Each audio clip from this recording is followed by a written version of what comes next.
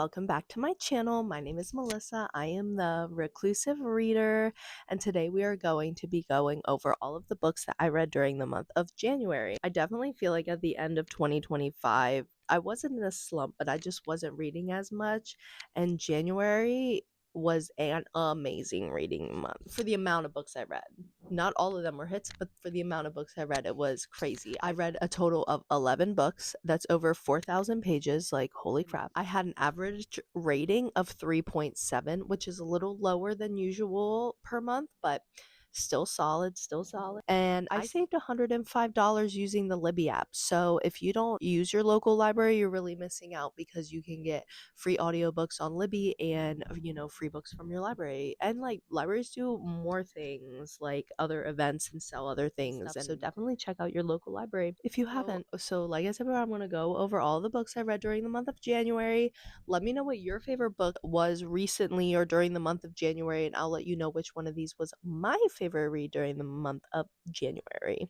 So without further ado, let's dive in. The first book that I read off with a bang, I've been obsessed with this series. I've been devouring it.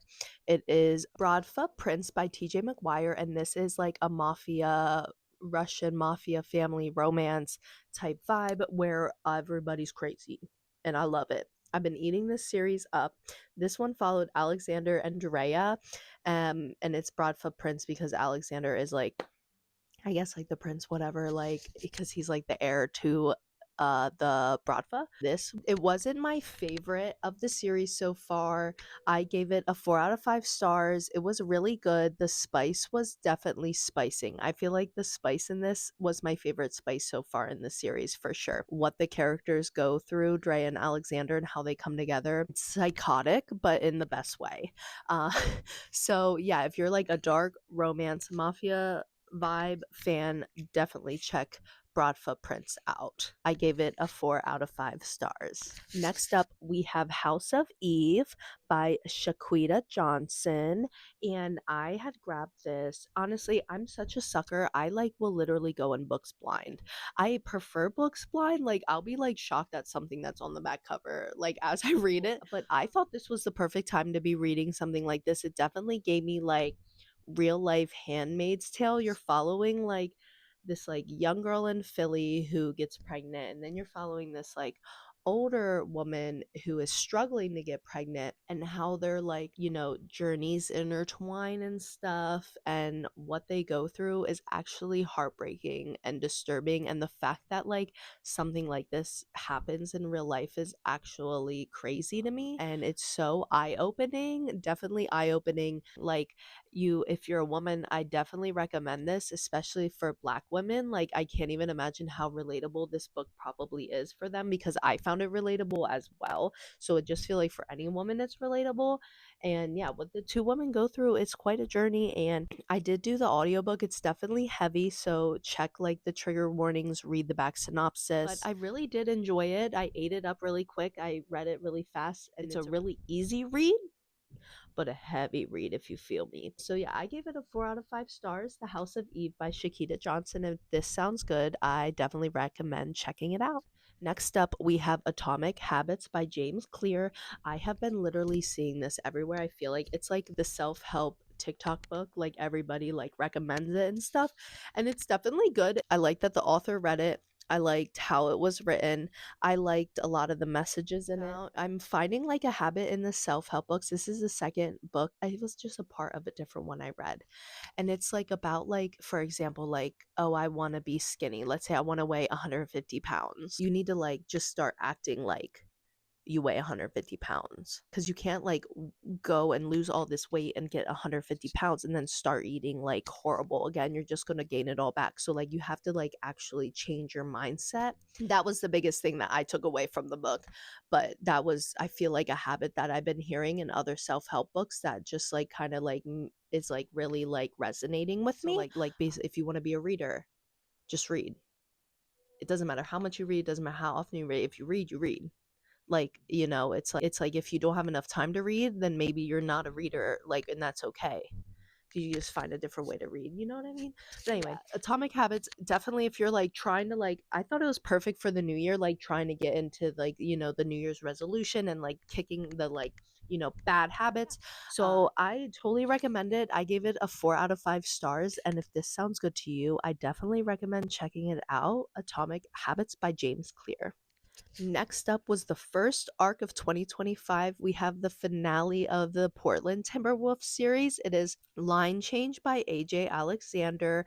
And seeing this series come to a close was just so heart tugging. Like, I was like, oh my gosh, I don't want to see all of my brothers go. How the main characters come together. You're following Kyle, the youngest Hendrix brother, and it's like kind of like a fake dating type vibe that turns real with like the PA and stuff like that. And it was good. It was really good. I was into it. I liked the story. I liked the journey. I liked the vibes. I liked the yeah, I'm a sucker for the hockey romance. Definitely a solid ender to this series. I liked how she tied it all together. I thought it was very well done. And yeah, if you're into like hockey romance, small town vibes, I definitely recommend checking out the Portland Timberwolves series.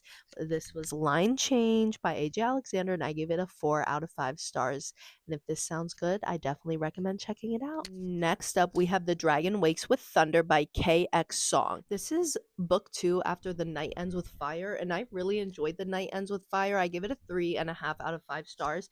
It was like a Mulan retelling, but like definitely darker and like a crazier twist at the end. So I was super excited to dive into this. I had it on Libby, and I don't know what I was doing at the time, putzing around, whatever. And I started it, and I was like really into it. It was like, what's going to happen to her vibes, like, what's going on, and you're like kind of getting introduced to like all the different family members of like of her like mans and stuff.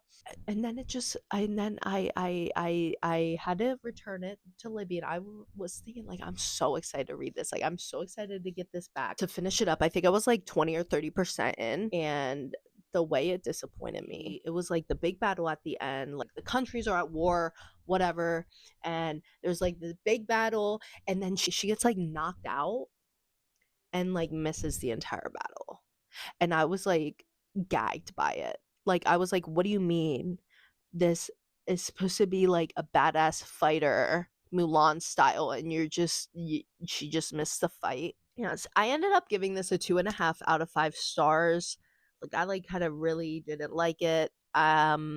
If you're interested, maybe by the time this is up, this will be up on my Pongo bookstore, link in bio. I am gonna sell it because I am not gonna be continuing this series. I was highly disappointed by this. Dragon Wakes with Thunder, I give it a 2.5 out of 5 stars.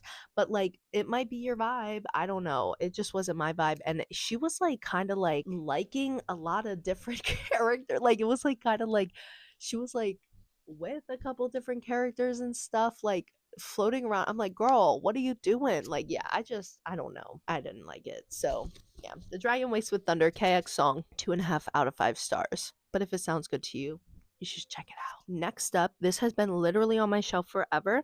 The Subtle Art of Not Giving a, I don't know if I can say, The Subtle Art of Not Giving a you know what, by Mark Manson.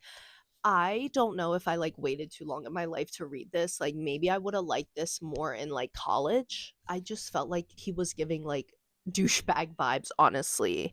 Like, it was like, oh, here's all of the horrible things that happened to me in my life, and the only way to get over them is to just not care. Like, and he goes through things, but I just if someone came to me for a self-help book, I like would not give them this, to be completely honest. I don't know what happened. I ended up giving it a 3 out of 5 stars. Obviously, you can't like hang on to things in life, and that's like what the point of this book is, but like how he went upon it was just not my vibe. So yeah, 3 out of 5 stars. If it sounds good to you though, you should totally check it out.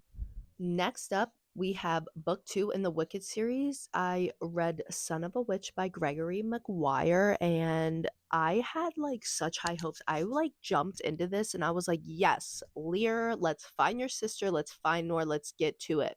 Then I remembered how character driven his books were, and I was like, oh my god, I literally almost DNF'd it, and then Wicked Part 2 came out and I was like addicted to it. So I was like, well, I need to stay in the world. So let me keep reading this. In a way, I am glad like I finished it so I can complain about it, because the whole point of this was to find his sister. I'm pretty sure it says on the back and everything. Spoiler, he doesn't find her, and that irritates me. That irritates me. And like, because I don't think like the next book's about him. I thought a lot of things were weird in here. I thought like the fact that like you're in his, I guess it's like the whole unreliable narrator thing. I just didn't vibe with it, didn't like it. I enjoyed the journey in a way, but it's like it actually irritates me thinking about it now again, because I'm like, the ending was so unsatisfying.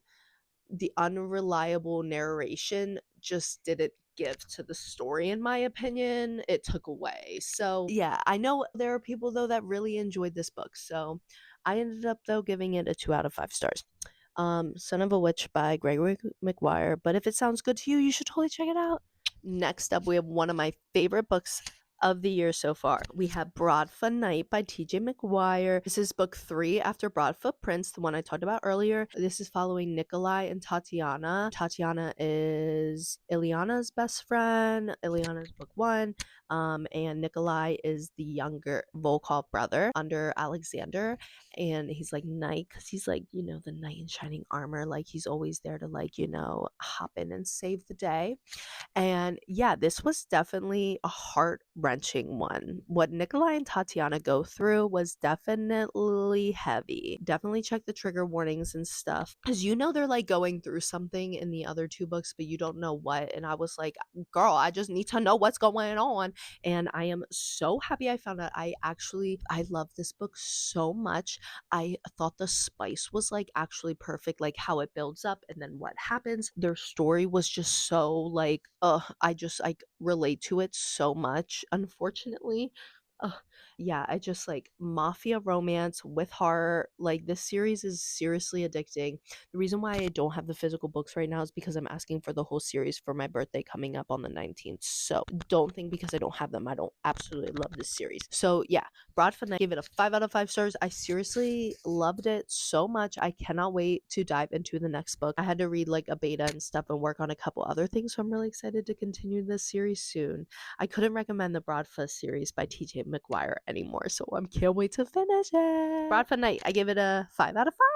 Next up, I just had to get this one because the new movie of it is coming out on the 13th, Wuthering Heights by Emily Bronte, and I thought it was very interesting that they're advertising this as a romance.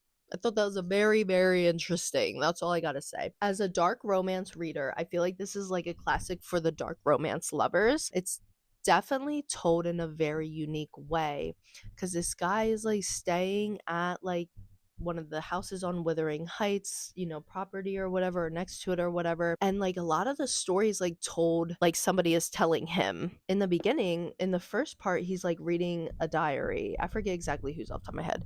One of the Catherine, whatever. And he's reading her thing. So you get like a little snippet, and then he goes back home eventually, and then he's like talking to the maid, and the maid is like telling the majority of this story. So it's from like her perspective. So like I said to someone, I was like, how this is told, I'm missing all of the spicy spice. Like I'm missing all of the juicy juice. Catherine comes back and it's like, I can't live without him.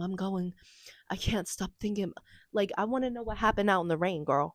Like, I want to be out there with you. But I guess that's what I feel like that's what they kind of will do with the movie, is they kind of do it more like at that perspective. They just kind of like follow the whole Kathy and like Heathcliff journey. So I'm super excited for the movie. This is not a love story. It's not like an easy read by any means, but I really enjoyed it, and I thought it was a really interesting, unique type of classic story. So I ended up giving it a 4 out of 5 stars. So if this sounds good to you and you want to get ready for the movie coming out on the 13th with Margot Robbie and Jacob Elordi, definitely check out Wuthering Heights by Emily Bronte. Next up, this book has the three novellas in it, but I only finished one so far. It's The Hedge Knight by George R. R. Martin. I gave it a 5 out of 5 stars. Okay, so your girl was super skeptical. So I watched the series, didn't like love the first episode, but I was like, you know what, we're back in the Game of Thrones vibe. I'm here for it. Well, then I'm like, you know, second episode came around. I'm like, all right, this is it, right? Like, first off, Egg is it. Like, he's so cute. Like, I literally can't. And then Fun fact, he was in The Ballad of Songbirds and Snakes as a young Cornelius Snow. So I feel like I have to go back and be like, oh my God, I loved it. And my partner actually is like,